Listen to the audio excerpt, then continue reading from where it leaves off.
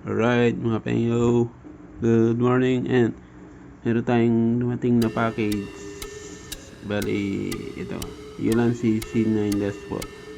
Meron na ako, kaso lang may gagawin tayong setup kasi ito yung mga kasama pang takip dito. Yan, for protection pag nilagay sa bag. Yan, pang UV filter, and dito nilalagay yan baka may lalagay kayong microphone or ilaw, and ito na yun. Pwede ito sa Hero 9, Hero 10, Hero 11. Yan. Bakit tayo bumili ng isa pa? And ito ay gagawin tayo, di ba? Naging trending sa mga comment section yung sugod sa ulan.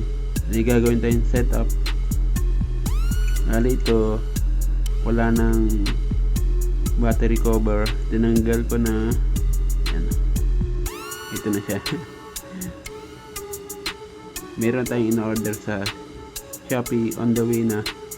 And yung yung connector siya na may harang, yung protection sa basa ng USB-C na adapter, yung cable. Lagay natin sa screen yung picture na padating, pero ito ikakat ko to. And update ko na kayo kapag nagawa na natin at dumating na yung ating battery cover with protection on the rain. Alright mga penyo, ito yung Hero 11 natin. Yan, naka 2 beses, 3 beses na ito sa basa, sa ulan, sugod sa ulan, walang protection. Parang ganito lang siya, pero hindi naman pinapasok ng tubig.